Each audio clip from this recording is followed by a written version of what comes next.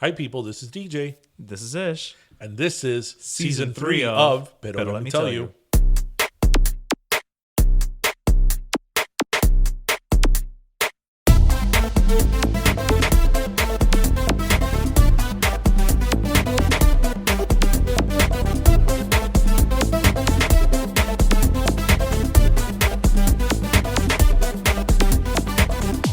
You remember that I was pretty sure I was Neo Anderson. You were certain of it. Do you remember my website, worldofdarian.com? Not That was until all right about now. the Matrix? Huh? I had forgotten about that. Well, I sold that domain expired years ago. But yeah, I was pretty obsessed with the Matrix when it came out. Maybe you were in the Matrix. Maybe I wasn't in the Matrix. Who am I to say no?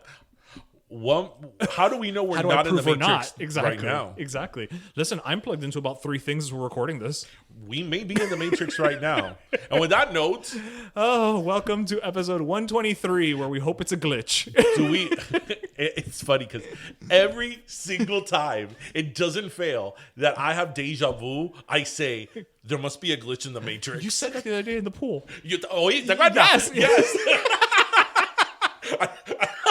Yeah, I'm so glad you picked literally up on you it. stopped and you're just like, there's a glitch in the Matrix. There's a glitch in and the I was Matrix like, because I was having major deja vu. pretty sure it probably is. There probably is. I'm so glad you picked that up. Of course I picked it Because up. not everybody would pick that up. They'll be like, what? Of course. The Matrix what? Never mind. Never You know mind. there's going to be a fourth one. Yeah, they're filming it now. Or, well, no, they're restarting And to I'm film really now. happy about it because I have mixed feelings about I don't have a problem with the way the movie ended per se, the trilogy. But if you recall, 2 and 3 came out in the same year. They filmed it at the same time. Back to Yeah, back, and it's like there was such anticipation to the second one. The second one wasn't great, and then the third one comes out. And Which is the one that had Colonel Sanders?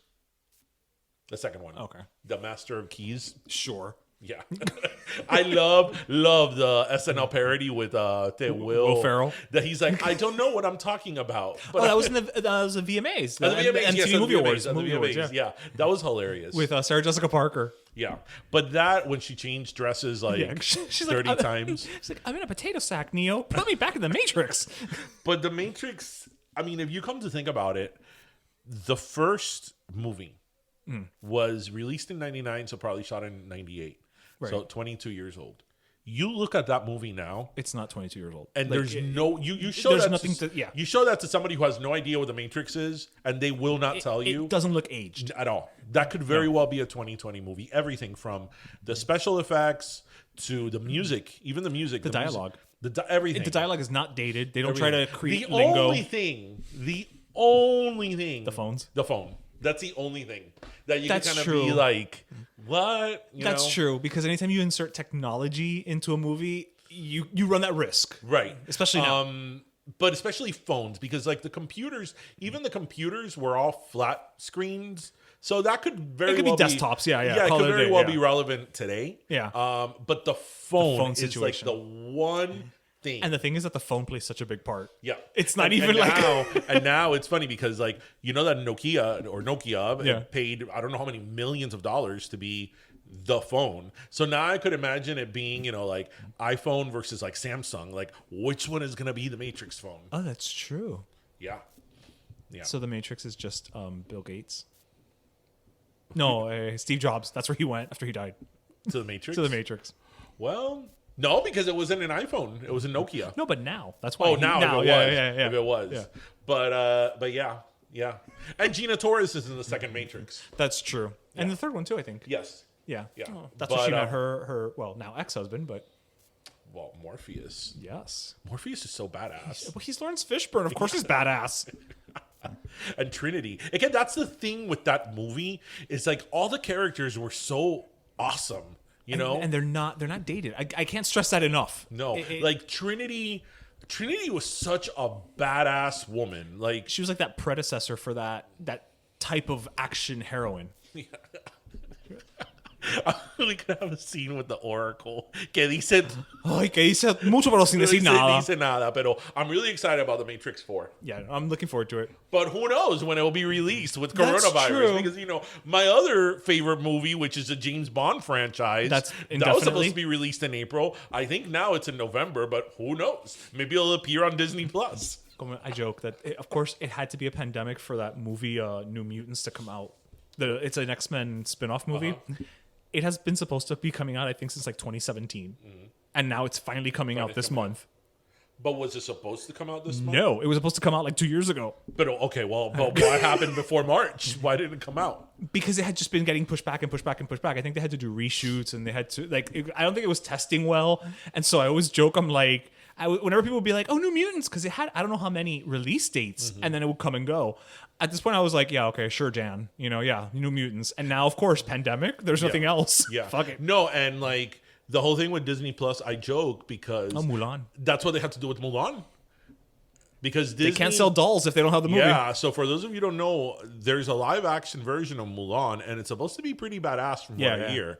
And which it's interesting because if you look back at most of like the famous Disney princess movies, that would be one of the ones that I think translates the best.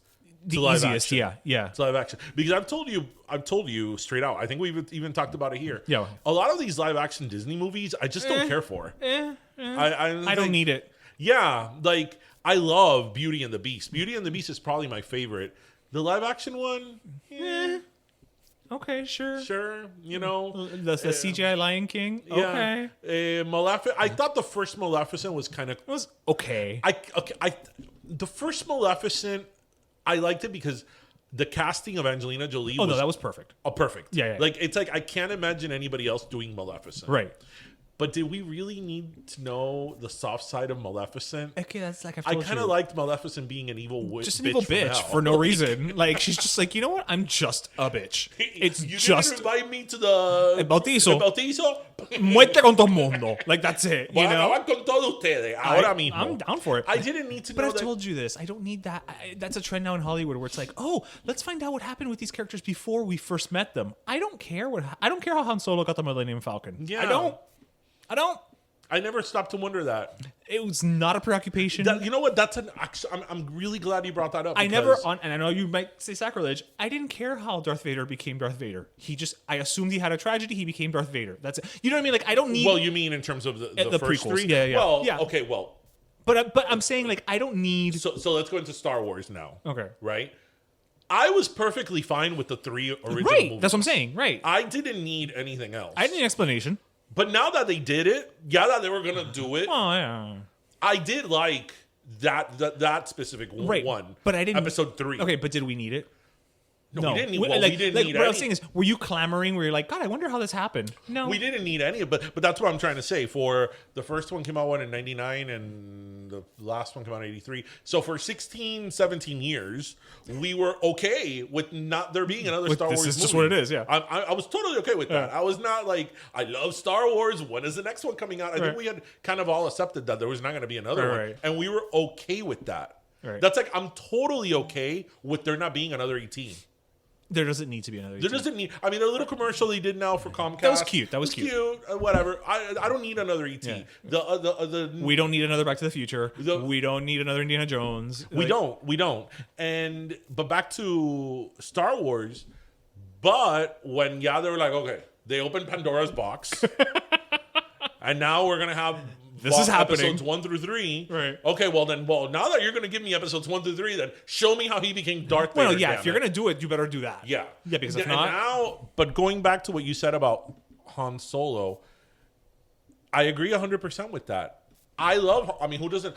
Who doesn't freaking love Han Solo? It's impossible to love Star Wars and not Love Han Solo. appreciate Right. Han Solo at bare minimum. I wasn't up at night thinking the backstory. how did he meet Chewie? How did he get the Millennium Falcon? How I did he... didn't really No, care. we're good. Yeah, we're good. We're good. We're good. I didn't need a prequel. or Thanks, but I was fine. Yeah, but that's the Star Wars thing is a whole other conversation. Well, no, that's franchise fatigue, and that's a whole other. That I'm totally fatigued on now. Yeah. Because what was it before? When a Star Wars movie would come out, It was an event. it was an event. Yeah. And now it's like, oh, are you gonna go to see it? Well, and now we also have it on TV with The Mandalorian. So Right. No, but like I remember, even not too long ago, I would go with these other guys that I'm friends with. We would go to the IMAX theater in the Museum of Science in Fort Lauderdale. yeah. Have you been to that? I saw Superman there with you. That IMAX theater is too big. It is. Because that IMAX And theater. how big should an IMAX theater be when it's meant to be big? No. That's the thing. Not all IMAX theaters are the same size. Oh, no? No. Oh, I thought that too. Oh, okay. I thought that IMAX theaters was a standard size. Right. No, not all of them are the same size. The one there is the second largest one in North America. Coño. Yeah. And the one in the Museum of Science, I think it's too big. Unless you are sitting in the very last row. Yeah, you're not seeing you it. think. I remember one of the movies, I don't know if it was the first movie I saw there, but The Day After Tomorrow with Keanu Reeves. Yeah. We got there. Actually, we didn't get there late. The Day After Tomorrow is... No, not The Day After Tomorrow. With The Jake Day the World Gyllenhaal. Stood Still. The Day the World Stood Still, yeah. With Keanu Reeves. I remember me and these guys, we got there. We were in line, so we got there early. We ended up in the front row. Pero... I got motion sickness. Motion sickness. I don't even get motion sickness. Because you are freaking like on like a roller coaster ride, because the screen that's the size of a stadium is in front of you, and there's no way you can see it. There's no way you can see all of it. So Te mareas. Te marea. So okay. So do you like my new haircut? I love your new haircut. I'm haircut. doing a little segue here. So I have an interesting story with my barber. Dime. So went to this place here in the Gables down the street. There's a new place, so I don't have a barber preference, whatever. So But let me tell you what happened with your barber. Exactly. So we're sitting there, and I had to have the mask on while they were cutting my hair. And so I'm starting to talk to this guy, and I could tell like he's un cubanito. He hasn't been here long. He's actually been here like 8 years. So he got here 18. He's 26. Look at me, I did math. And live on air without a calculator. Listen, if you guys know me, you know that's a big deal. So, we're talking about like, oh, la máscara, que jodienda, que esto, que lo otro, blah, blah, blah. So, we're whatever. And that somehow segues, as it all does, into like politics, right? Ay, Dios mío. So he's Here like, we go. Exactly.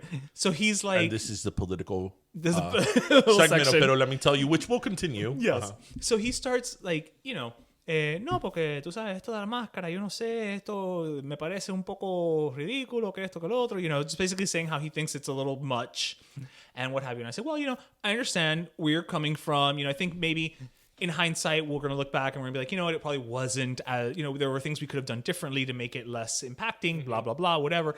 Also, I get it. The poor guy's a barber. He hasn't worked. There were months where he didn't work because they were closed. Right. So, this and that, the other. And then, so inevitably it turns to Trump. Of course. And he's like, no, porque tú sabes, es que este presidente. And at first, he kind of tricked me. He's like, no, es que este presidente, oye, cada vez que abre la boca, sabes, es que no sabe hablar, que esto, que lo otro. And I'm like, oh, okay, this is interesting. A newly arrived Cuban who's like, not Trump, not about MAGA, right? Uh-huh. But then he turns it around and he's like, pero yo no sé. Tú sabes, yo prefiero ese al que le va a postular, porque ese, no sé, él está contra la policía y no sé qué, ta. And so I say, well, actually, Biden is not, he has actually said that he's not going to defund the police. He's not on board with that.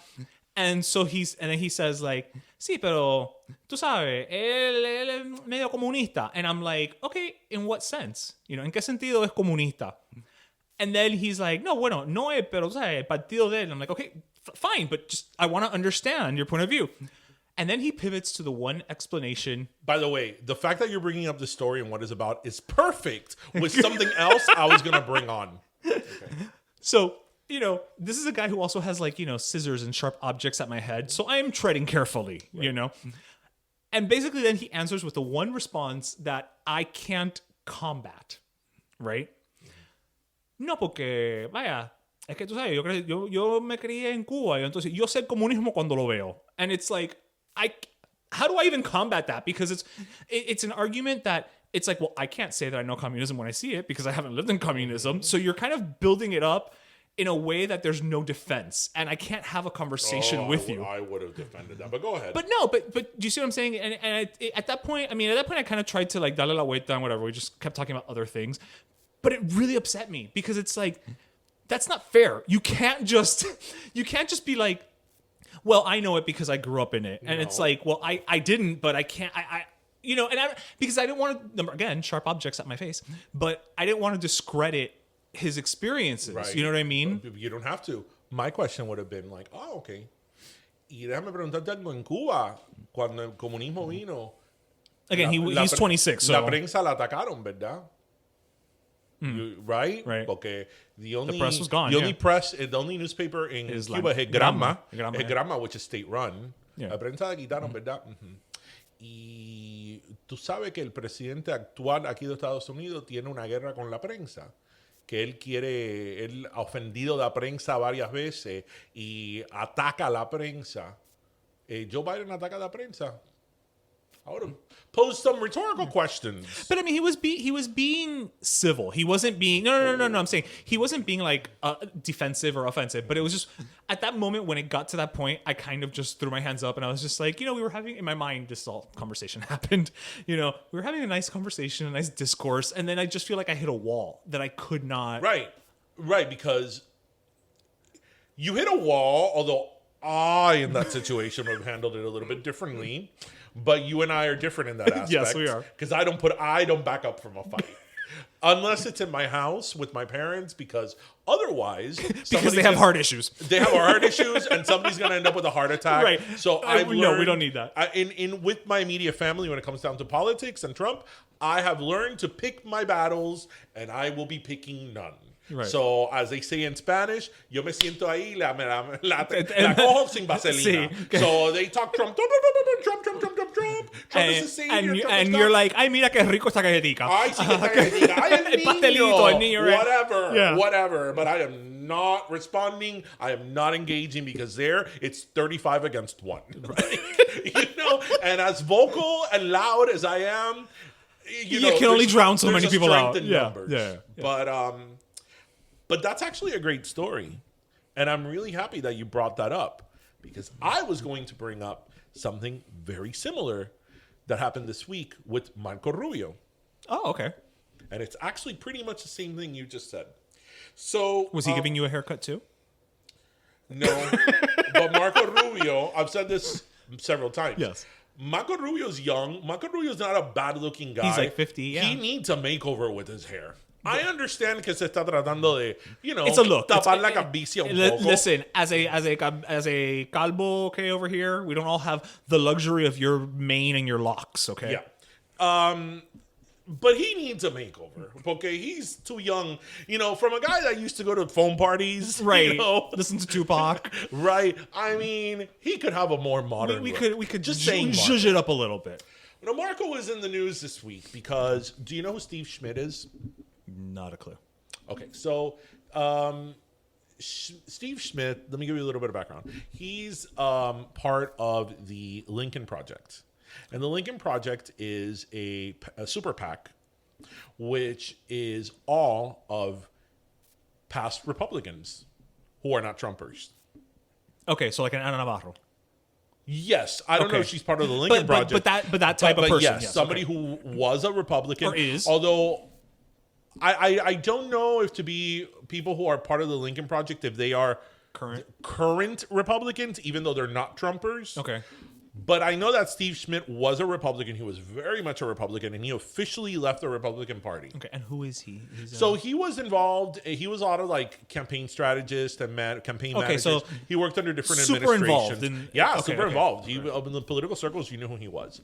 And so the Super PAC opened and some years ago, and basically like they have a lot of social media, like laughing at anybody. Trump. Okay. Like they had one actually I saw this week that it was about Trump in some rally, and then just the way they edit it calls out his nonsense. And obviously Trump has had some words for him.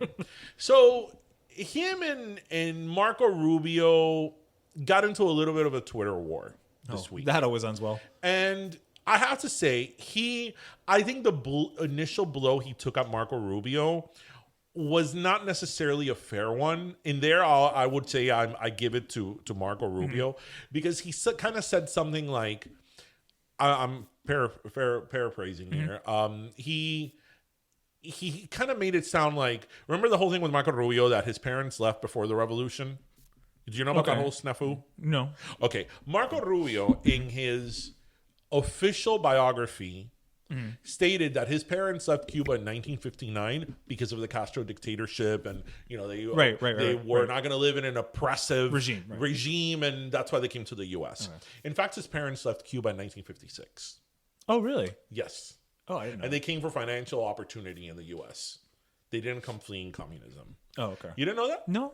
Oh, he got a bunch of shit on that. Well, because here he is, like the savior of the Cuban community, right. Talking about all this stuff, and he would be like, "Because my parents left the oppression of Cuba." And to be fair, I mean, the rumblings in Cuba started before, the revolution. No, but I'm saying, but in '56, people weren't leaving because of communism, exactly, right?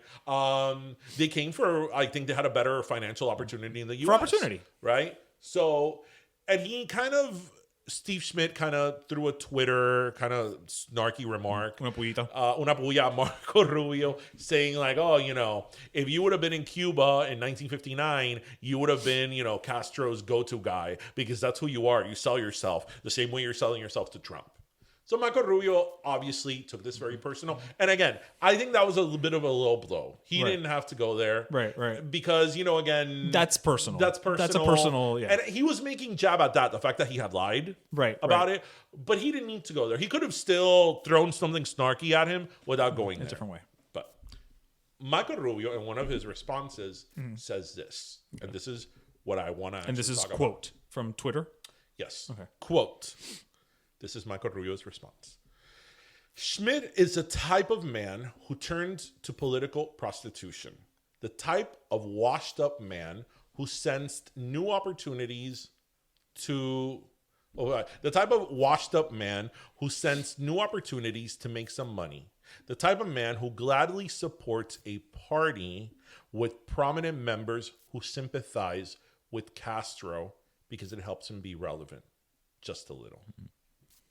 So, but because it's former Republican. Okay, got it. So, got it. Right. Sorry. And now he's a Democrat. Oh, he's a Democrat. Yes. He is a Democrat, and he's aligned himself with the Democratic Party. Okay. So, again, Marco Rubio saying the type of man, Schmidt, who is now a Democrat, who gladly supports a party with prominent members who sympathize with Castro because it helps him to be relevant just a little. So, going to what you said a minute ago, that is why. Because you have someone who's Cuban American, who Cubans, to Cubans, Marco Rubio is the second Messiah. Marco Rubio se tira un pedo, it's like, oh my God, because Marco Rubio, Right. I have never tried harder in my life to like somebody more than Marco Rubio. And I have said that before on the show. Yes. And you go back and quote me. I have tried to like him so much. I think you've said the same thing. I feel like if I met him at a party, unos quince, you know what I mean? Like completely devoid of everything else. Right. I would like him. Yeah. I feel like I would get along. Like we'd have drinks. We'd probably, dig the same type of music, have the same experiences. Clearly, I mean, grew up in Westchester. Like I feel like we would get along as people, shall we say? But unfortunately, there's certain things that I disagree with. Well, I disagree with everything that he is. But I'm not speaking for you. No, but that's his. Well, I wouldn't say problem, because obviously he has a lot of people that like him. Well, and that's his right to have his beliefs. But that's my issue with him, is that he is a type of conservatism that he shouldn't be. Like if he's fiscally conservative, right, fine, fine. That's something that's definitely debatable on things like that. But he's so conservative on things like equal marriage, women's rights, all these things, like these social issues. That's like, come on. But does that strike you odd as a Cuban Catholic? No, it shouldn't. It shouldn't. I guess you're right. It shouldn't. But anyway, but back. Those are his beliefs as a Cuban Catholic. But back to, yeah, I know, but he went to phone parties. It's like how can somebody who was like a part? I don't know. Like you just can't reconcile the images that have been put out there of him in his youth with who he is now. Right. It's like, okay. Let's talk about quickly about the gay thing. Marco Rubio grew up in Miami, and he's older than us, so he was of age in terms of going out and partying and phone parties, in Miami Beach. Right. So I'm sure that he had gay friends and he partied with a lot of, gay folk, just like everybody in Miami. Especially at a phone party in Miami Beach. And it's like, coño. Like, you have to be so freaking conservative, that it's like, oh, you can't get married and, all this bullshit. It's like, oh, come on, Marco Rubio. Like, oh, come on. Really? This may be one of your better rants. Not gonna lie. I mean, but what I'm saying is that he grew up in a time where it grew up in a time and place, and based from what I've seen of him, that it's like, man, he should have a little bit more modern, a little more open-minded, be a little bit more open-minded, or a little bit more modern, and maybe, standings on certain things. And maybe he is, to a degree. You're right. In his personal life, he probably is. And unfortunately, we've had these conversations before where even 2016 notwithstanding, but who tends to win, once you get these nominations, like let's look at Mitt Romney. Moderate Mitt, all of a sudden he got the nomination and all of a sudden he became like more to the right. Right. Because yeah, exactly. You know what I mean? So it's always fascinated me that it's like you can go from being moderate, shall we say? Because he has to pander to the base. And you have to get your base. You have to get your votes. But it's being a politician. That's what. But we hate that. I don't do that. But I mean, going to the reason why I brought him up. So again, quote: the type of man who gladly supports a party with prominent members who sympathize with Castro because it helps him be relevant. So he just reinforced there the stereotype that we have been so much trying to show that it's not true. That is simply not true. That people that are Democrats and people that are liberals are communist. Because he said it verbatim there. There's no... So, read it again. The quote? Yes, please. That part. I want to... Because I feel like I have a rebuttal, but I want to hear it properly. The type of man who gladly supports a party with prominent members who sympathize with Castro. Okay. So... what I will say in that regard, and you know that I don't agree with that bullshit of like, los demócratas son comunistas. I don't believe in it. But when you do have, and I forget the lady's name now, who she was one of the people who, before Kamala Harris, was one of the front runners or considerations for Biden's VP pick. That she was saying things like, that she sympathized with Castro or I don't, forgive me, I'm being completely... He didn't say that for that reason, but go ahead. But what he's saying there is, he's saying there are people in that party who sympathize with Castro. And when you have people who say things like that, like what I have completely not been able to say that this woman said, but we know that she said, it's not a lie. Right, and you don't think that there are Republicans that sympathize with Castro? Oh, I'm sure, but they haven't vocalized it, so there's nothing to point to. There's nothing to point to. That's the problem. Right, so that's like kind of saying that Bernie Sanders sympathizes with the Castro regime, which he doesn't, but that's kind of saying that he does. So are we going to say that the Democratic Party is that? No, that's what I'm saying. But as a politician and as somebody who is an elected official, he should be a little bit more careful with his words. But he doesn't say the party. He says a party who has members. No, right. Listen, he didn't mean Democrats. Listen to what he's saying. He didn't say a party that. He said a party who has members, meaning that he is... Right. To your point, he's parsing the words. Right. But he is established. He's not stupid. He's feeding the frenzy. Make no mistake. But that's why he said that. Make no mistake. He's feeding the frenzy. This is not, I misspoke. No. And I'm not saying. He knew what he was saying there. And that's the reason I brought it up. He used that quote to reinforce a stereotype and a message that is incorrect. Because the Democratic Party of the United States of America does not support communism or socialism. That's why there was such a big problem with Bernie Sanders. Because Bernie Sanders in Vermont is a registered socialist. Right. He's not a Democrat. Right. But obviously for the grander scale, he falls under that. He went onto the Democratic Party. Right. the same argument actually could be made about Donald Trump. I was going to because say. Donald Trump used to be a Democrat. Right. And but he probably, when he wanted to run for president, he probably saw that he had a greater chance with the Republican Party. Party. He's a Republican, so he's like, okay, Republican I am.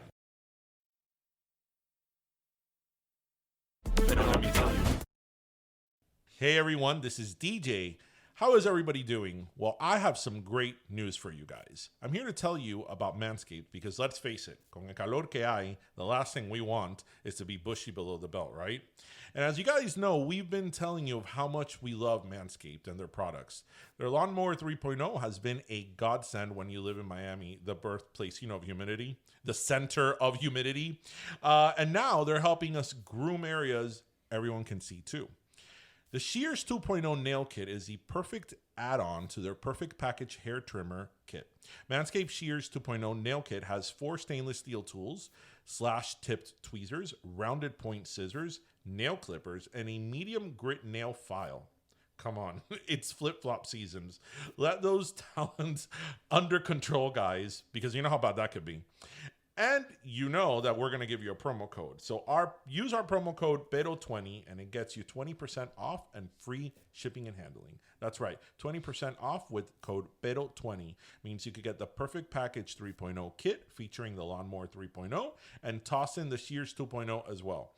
Not enough savings? Está bien. For a limited time, if you subscribe for the Razor Replacement Plan, you can also get a free travel bag and their comfortable and chafe-reducing Manscaped boxer briefs, which, by the way, I use all the time and are awesome underwear. Bueno, a ver, 20% discount, free gifts, clean nails, and trimmed, you know what? Sounds like a hell of a bargain. So what are you waiting for, guys? Visit manscaped.com and use promo code PERO20 today. Yeah. But he knew exactly what he was saying there. And it's so frustrating. So I actually was going to mention this months ago when it happened. But we have so many things to talk about. A couple of months ago, one of our guests here in season 1, Cherie Cancio from the Cuba One Foundation. Oh, yeah. Cherie set up a big Zoom panel of different people, like political thinkers and scholars, historians, who were Cuban American and were progressives. And I was fortunate enough to be in that panel. And I never got to thank her, I think. Well, this is a very public thank you. And I remember I wanted to bring it up on that episode, like the next episode we recorded, but we got cut up on something else. So, all these people, it was a very big Zoom call. There were a lot of little squares. Like mega Brady and kind bunch. of everybody said their story, and everybody in essence said their own the same thing. I've always been a liberal. I've always been progressive. And I hate that among my own people, I have to constantly be defending myself that I'm not a communist, right. Because they have this completely erroneous image of what the Democratic Party is and what Democratic candidates are. When somebody calls Biden a communist, Biden is one of the most moderate people there are. Right, which is why I brought it up to the barber. Fact, being moderate is hurting him among liberals, among the Bernie bros, basically. Right? Not only Bernie bros, but among liberals, like people that are very liberal. It's hurting him how moderate he is. So there you have someone that is completely speaking something that is incorrect. You said he had been here 5 years. 8 years. Okay, that was told by him by somebody else, right? Right. And among, his circle is probably Cuban American or Cuban, and that is what they believe. So to his credit, I did correct him on something, and he said, "Oh, I don't know that, so I'll have to do my research more." Okay, well, so to his credit, he at least said that much. Okay, well, he hasn't done his research on this, and that is the narrative that a lot of people believe, and it's handed down. And I think I may have mentioned here a cousin of mine that I've become very close to. He's only been here 5 years. And he has already, he has the hat. He has the MAGA hat with the AR-15 rifle and whatever the big rifle. I don't even know what it's called, that gun. The big one. The automatic rifle, whatever. MAGA, Trump all the way. And him and I have actually, and this is why I tell you that it's all the package of goods that you're sold. Right. Because him and I have sat down and talked about stuff like when we go to the gym and stuff like that. I'm like, so what are your Perfect time views? for politics, What are your by the way. views about like women's, rights? What are your views on like gay marriage? What are your views on this? What are your views on that? What are your views on this? Back and forth. And that's the way to do it, is like in little spurts too. And I would tell him, you, my friend, are a lot more liberal than what you think you are, because everything that you just said yes to and everything you've told me that you're okay with are not platforms of the Republican Party, the traditional right-wing, conservative yeah. right-wing Republican Party that you wear a MAGA hat for, right? You do realize that, right? Pero that is That's the package. The package that he was sold. So, no, yo no soy comunista. Los demócratas son comunistas. And yes, what you said is true. It's like, okay, how do I argue something? How do I rebuttal something that is a flat out lie? Right? And that you're basing on your experience, because I can't rebut your experience. You can't rebut your experience. No. But that's what I'm saying. Like, it's a flat out lie, and then you're basing it on your experience. So initially, I have to start out the gate saying, well, your experience may have been that, but blah, blah. And people get there's a whole podcast on this where people just get defensive about it, because you're not just attacking you're attacking them at that point, and it's a slippery slope. Right, but that's when you say, and they could take it however you want. Sí, yo no sé lo que es criarme en un país comunista, right? Pero yo sí sé la historia americana y sí sé lo que los partidos representan y lo que los candidatos representan. Y esta persona que está ahora postulándose como presidente para el Partido Demócrata no representa eso por estas razones. A, B, C, D, E, F, G. Right. You're just smarter than me, that's all. No, it's just I don't let that one pass. but it's funny because again, that whole it's so frustrating that Democrats are socialist and Democrats are communist. It's all Kennedy's fault. And you know what I would love to ask It's all them? Kennedy. That's you know all what it I would is. love to ask them, especially Cubans, once they retire or when they first get here. It's like, oh, have you received Social Security? Oh, or Medicare or Medicaid? And they all know how to get it, and they also Have you received Medicare or Medicaid? Oh, really? Because those are socialist. Those are socialist programs. Programs, yeah. Hence, in the name, Social Security. Right. Just an FYI, because I know that you're putting it out there. I know you're really opposed to socialism, and you think socialism is the devil, the biggest evils of all evils. But just to let you know that those food stamps that you're getting, and that Medicare and Medicaid that you're getting, which you have better health insurance than I do, right? They do. Right? They do. Which you have better health insurance than I do, and that check that you're receiving every month, that's social. That is a form of a socialist. That's a social program. Social program. Just an FYI. But I know that facts don't matter in this situation. So sorry, the podcast that I just mentioned, it's called. I think it's You Are Not That Smart. You Are Not So Smart, and the episodes are about the backfire effect.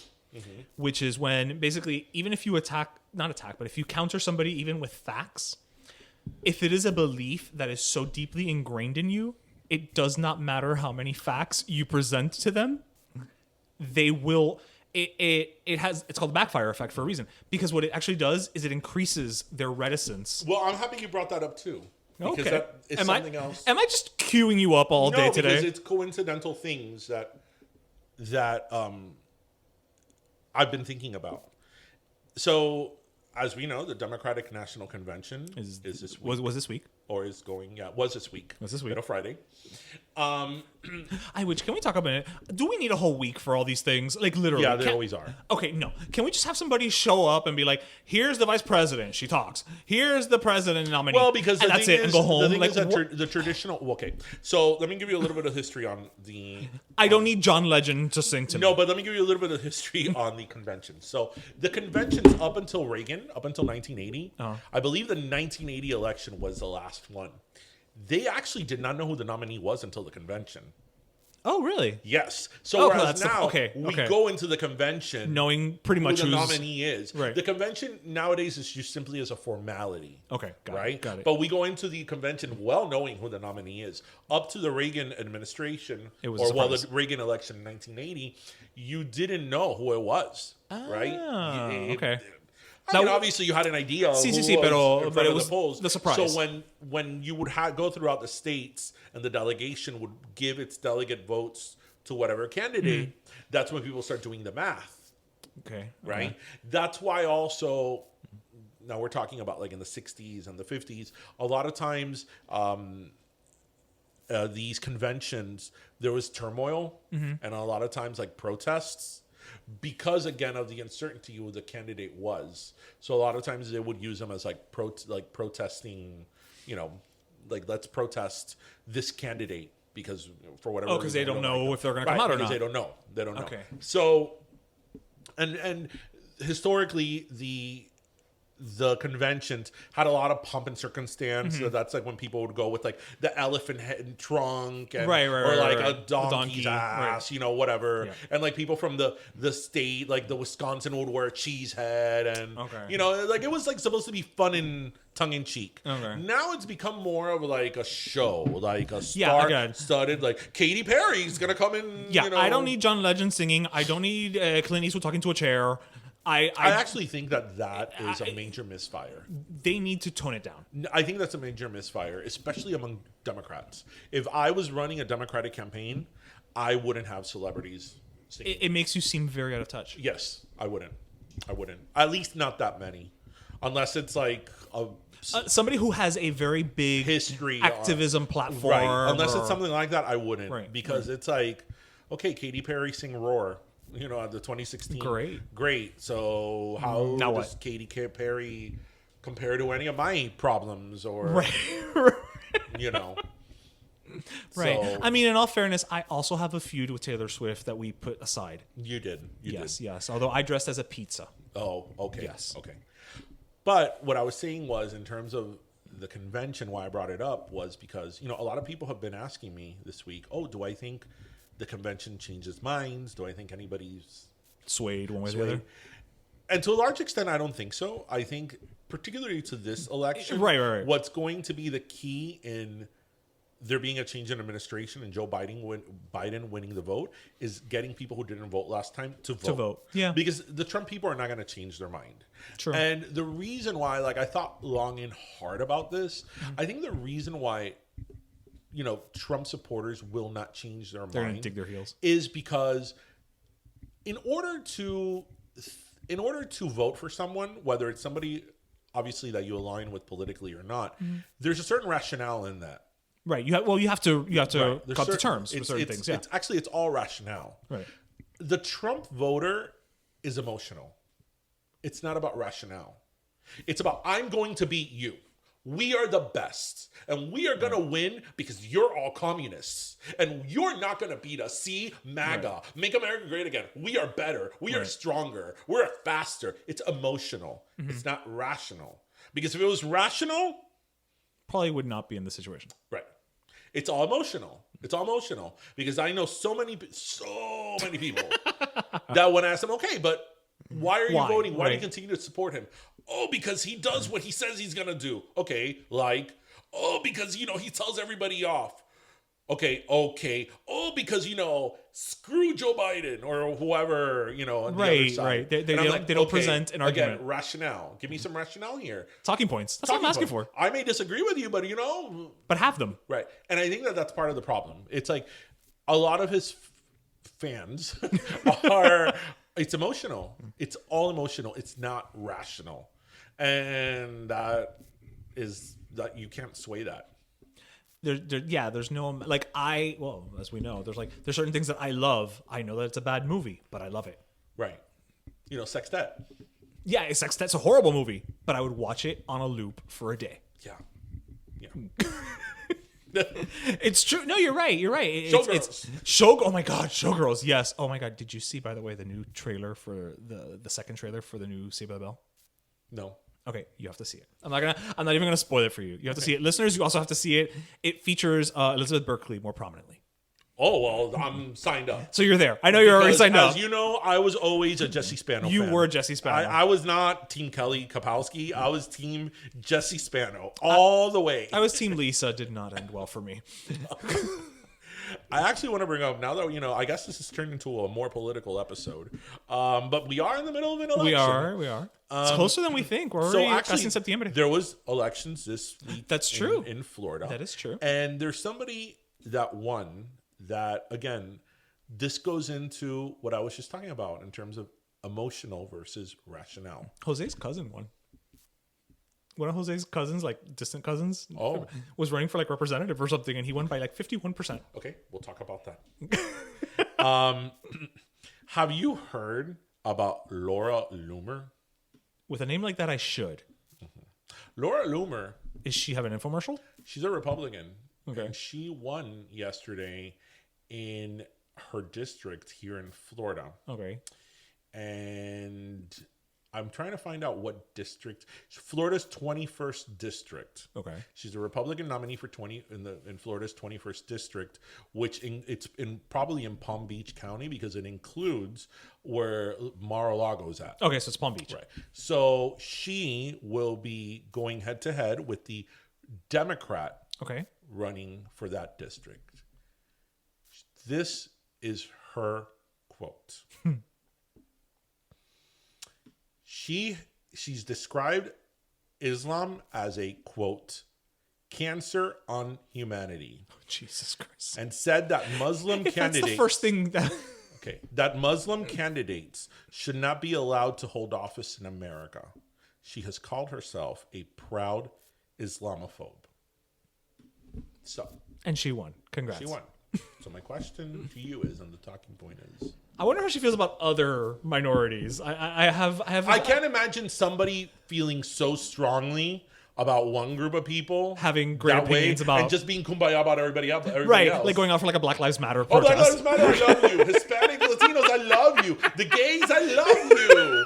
You know, the Asians, I love you. But Islam, That's where I draw the line. No, that's where I draw the line. No. So, how can, if we went back 5 years, no, let's go back to 2008 when Obama won the presidency. Okay.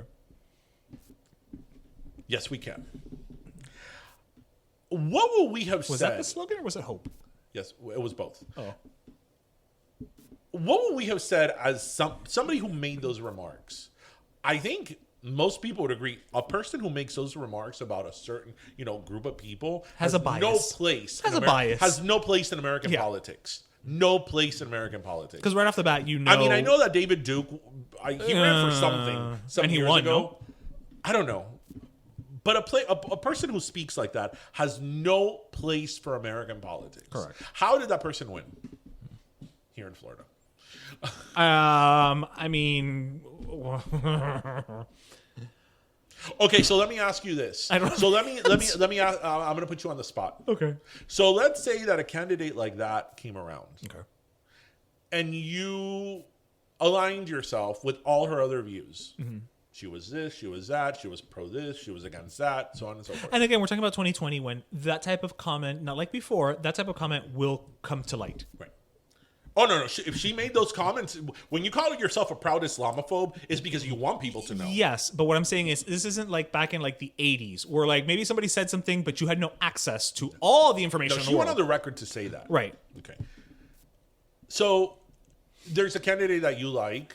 You align yourself with most of their views. Bust But out with that. obviously, you not with that. Would you still vote for them? Let's say you think they're going to be good on your property taxes. They're going to be good on. They're going to do all the great things for Would you. you vote for them? Putting you on the spot. You are putting me on the spot. I would want to say no, that I wouldn't, but I also don't know who the other candidates were. No, I wouldn't. I wouldn't because to me, there's certain things that you can negotiate on, but there's certain things that you can't. I can negotiate on you with budgets.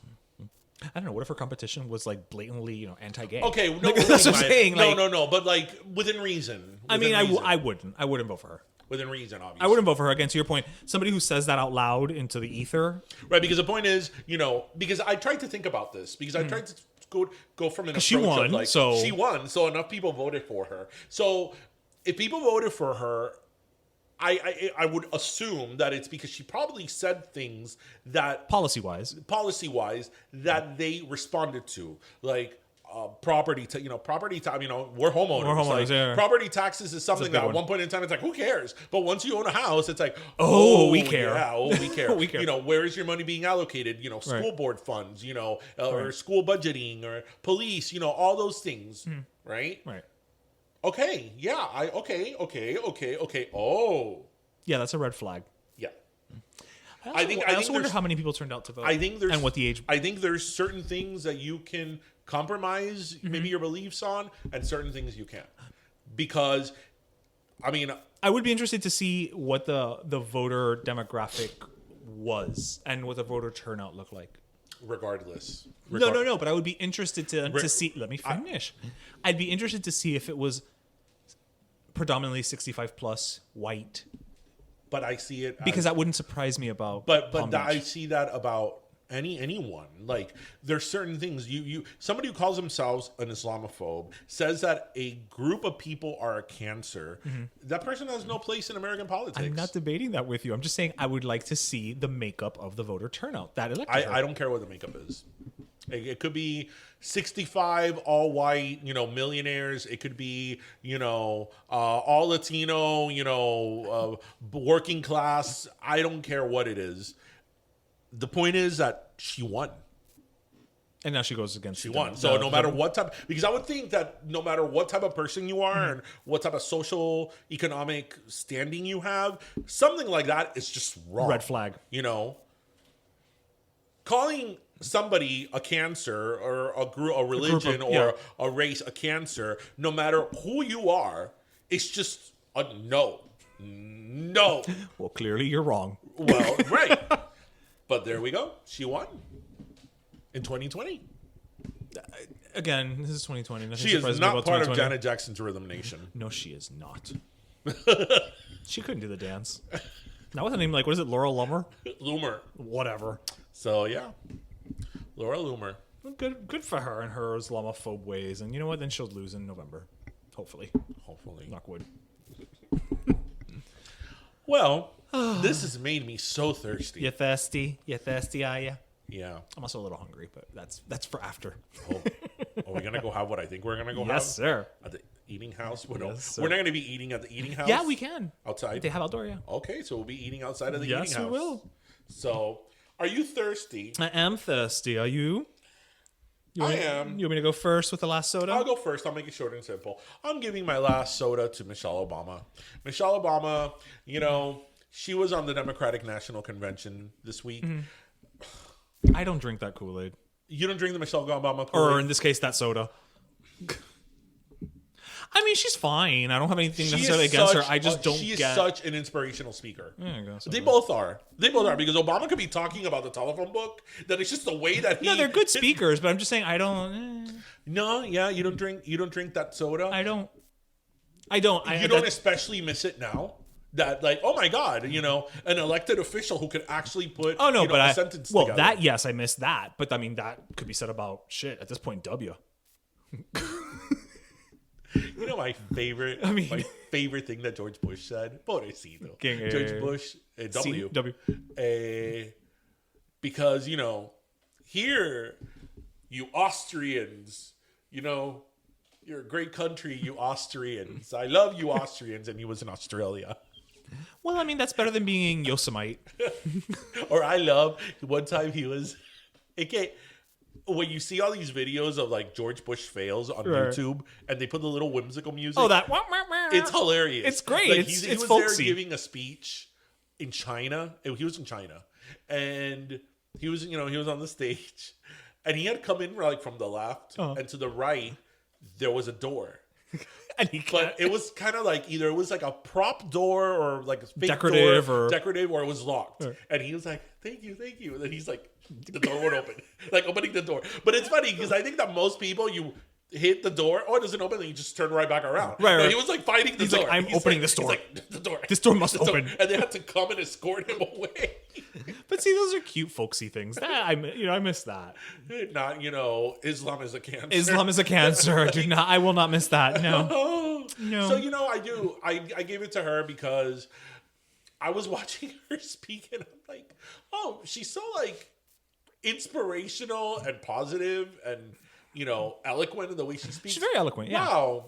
She was only in the White House 3.5 years ago, and it might as well have been 100 because. Well, eso sí. Eso sí. Because the other one is like, be best. Well, English ain't even her first language, so God bless her. No, God bless her. I don't even attack her for that. I love how You know what the thing is?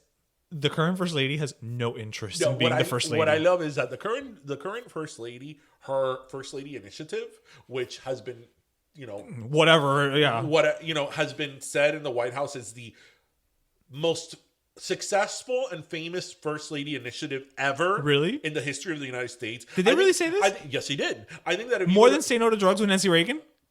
I was about to tell you. I think you go to any random person and they tell you, for better or worse, regardless of whether you agree with it or not. Yeah. But that was say no to drugs. Michelle Obama, eso de ejercicio de niño, la escuela. Like, don't know. Hers is be best. It's anti-bullying, right? Yeah, it's called be best. Yeah, be best. Did you know about be best? It's anti-online bullying. Question mark? So. Be best. Sorta? Yeah, apparently Be Best is more famous than Say No to Drugs. Just saying. I mean, listen.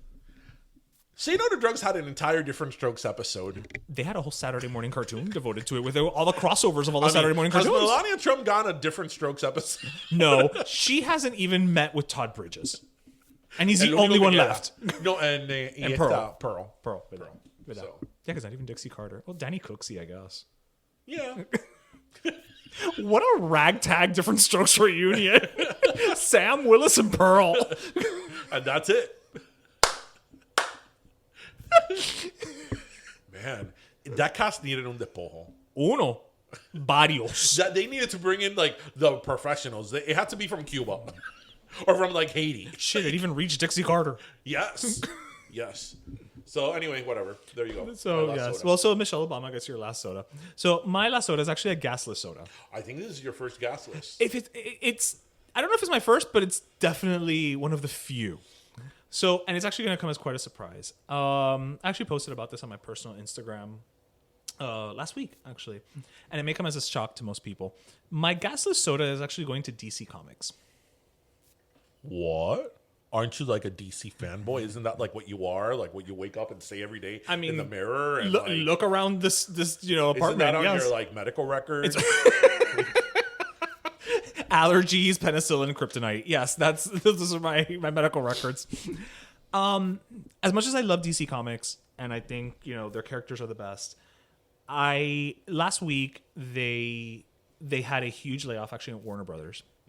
Big chunk of it was at the DC Comics division, specifically like is it coronavirus related? Well, they've been absorbed now by AT&T, so whenever companies merge, so it's business, and I get it, but they gutted an entire department that's about collectibles. They reduced their editorial staff. They're reducing the titles that they publish by like 20 to 25%. There's something else. Oh, DC Universe, which was their app that had original programming, is in a slow death march until it's gone. Like all of the original programming from that has shifted to HBO Max pretty much. But that's not why I'm giving them the last soda, because all of that, like I said, that's business as usual. Mm-hmm. The reason I'm giving them the last soda is because they did this last week, and then this weekend having a virtual DC Comics fandom celebration.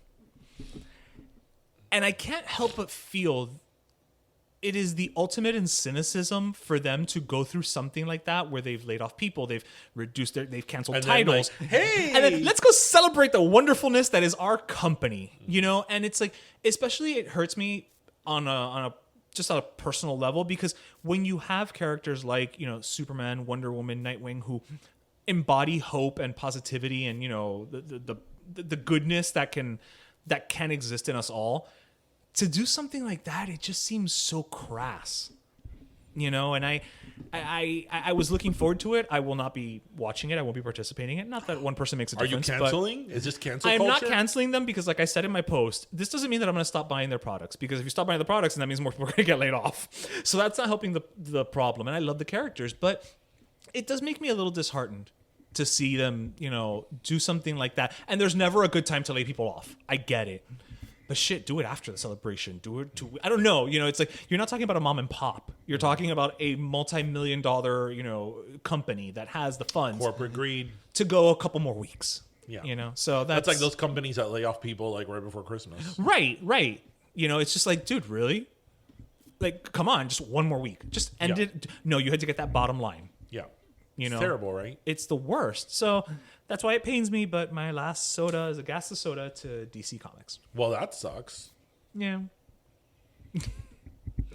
I can't really say much because, you know, That's not your thing. that's not your thing. Well, but you know how much how much it means to me. Like, you know, and so It's unfortunate because there's two things that you and I like very much that we really can't talk about on the podcast.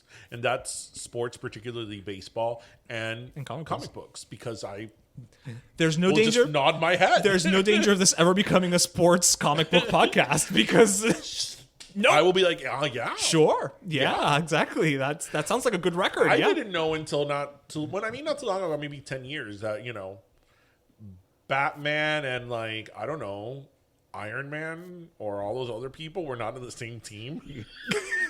You thought it was just one gigantic team. The Avengers and the Justice League were just together. My biggest reference of comic book heroes was growing up was the Justice League. We are water. The Super Friends. The Super Friends. Super Friends. Yeah, I mean that's a Saturday morning version of Justice League. Yeah. The extent of my knowledge. Okay. Well, the Wonder Twins. So when I knew that there was like the Marvel and DC group, I'm like, okay, who was on Super Friends? Okay, Batman. That's DC, right? Yes. Okay, Batman, Superman, Wonder Woman, Aquaman. Everybody remembers Aquaman. Right. The Wonder Twins. The monkey of the Wonder Twins. Who else? There was that Native American looking one. Apache Chief. Uh-huh. Okay, so, all those are one people. Those are all one group. Yes, yes. I got it. The best story I have of that was when the first Iron Man came out, that I went to like a special screening of Iron Man with another friend of mine.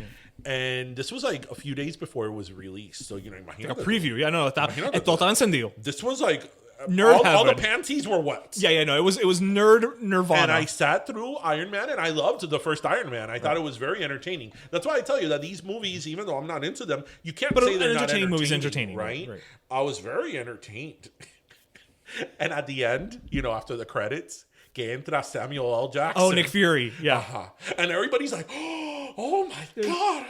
Yeah, because it signaled the Avengers initiative. He's like, oh, I'm going to get some friends together. Yeah. And everybody's like, oh my God. People were like freaking like, it was like Oprah, like, you got a car, you got a car. Like the heads bursting. I was like, yeah, ¿qué pasa?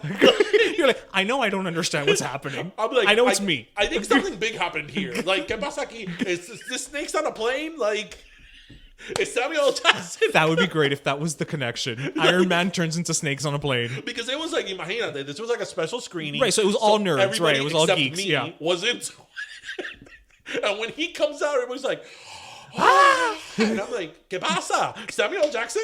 Now's when he comes out in this movie? ¿Qué pinta él at this point? Such a big star. He comes. That's great. And I remember that when I was leaving, I'm like, so what happened? So what was that about? What was that about? Dude, don't you know? I'm like, no, I don't That's know. why I'm asking. If I knew, I wouldn't be asking. Oh, Lord. With that said, next week when we have Derek Jeter and, you know, the voice of Superman on the show. Actually, that'd be great because Tim Daly voiced Superman. We could talk about wings. I remember when we had this guy, Phil Jimenez. I remember I had to do like research. Like I actually did research. I printed out pages. I highlighted things because, you know, Phil's very big in the comic book world. Yeah. And I'm like, I have to be professional. Yeah, I can't show up and be like, so do you draw like somebody I know? Right. And I asked him some pretty good questions. Yes, you did. You did. I did. And I'm like, oh my God, like I have to do research. I'm so out of my element. But that's why I tell you, I love going to the one down here. The cons, yeah. Because it's like, okay, these are not my people. This is not a thing you would do. I love the fact that I'm like in another world here. Like, this is not my element, but it's like, wow. It's like, is that Gumby or is that just somebody dressed in green? Who knows? You'll never know. And as I always say, when in doubt, it's an anime character. It's an anime character. If you don't know what it is, it's an anime character. Yeah. With that said, we hope everybody listened, laughed, and learned. Mira, by we start talking about the Matrix. Then we get all political and shit. Yeah, and we end up with Gumby. With Gumby. So, we hope everybody He listened, laughed, and learned. And grab your pastelito, your croqueta, and your cafecito. And thank you for joining us in episode 123. And everybody have a great weekend and a great Friday. All right, cuídense, mi gente.